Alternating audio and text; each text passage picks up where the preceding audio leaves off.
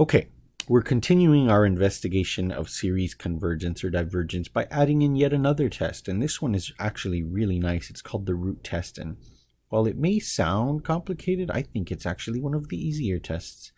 But let's take a look. If we have some series a sub n, and all the elements of a sub n are positive, or non-negative I should say, because it's greater than or equal to 0, for all n in the natural numbers n. All right, so basically every successive element should be positive. All right, and then it says suppose that the limit as n goes to infinity of the nth root of a sub n equals rho. So you investigate that limit and you find it out. All right, now it's important to note this is not the sum of the series. All right, it is just a test we're applying to get some number rho. Well, this series will converge if rho is less than 1, and the series will diverge if rho is greater than 1 or it's infinite, and the test will be inconclusive if rho actually equals 1.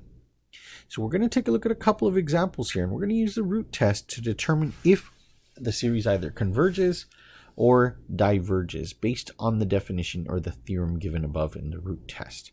So this one is actually really nice, all right? Again, I'm going to point this out here. So let's suppose that we're taking the limit. Oops. Jumped on me here. We're taking the limit as n goes to infinity. All right, and we're going to recall that we're taking the nth root of a sub n. So let's take a look at what that looks like for our series. It is the limit as n goes to infinity of basically the nth root of n squared over 2 to the power n.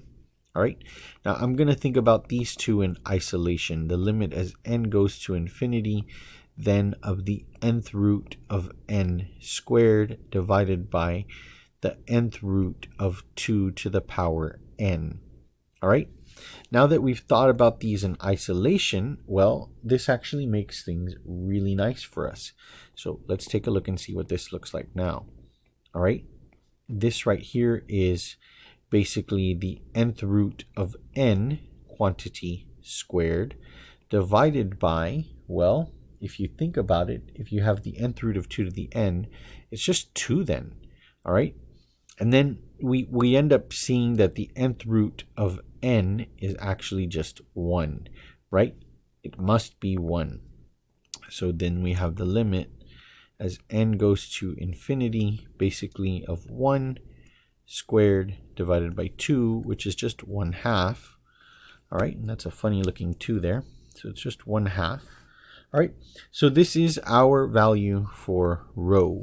And if we look here, rho is less than 1. So what can we say? Well, whenever rho is less than 1, what does that mean? That means that this one here converges. All right, really nice and simple test, and I think that you'll see it's probably even easier on the next example.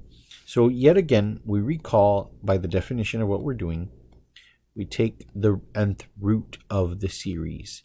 All right, okay, so what does that look like? In this case, we have the limit as n goes to infinity of the nth root of 2 to the power n divided by n cubed. We look at these again in isolation, much like we did in the last example. Okay, so we have the nth root of 2 to the n divided by the nth root of n cubed. All right, we think about these one more time. Let's see here, the limit as n goes to infinity, and let's see what we've got. We've got the nth root of 2 to the n is just 2. Okay, divided by the nth root of n cubed, right? Which this right here just goes to 1.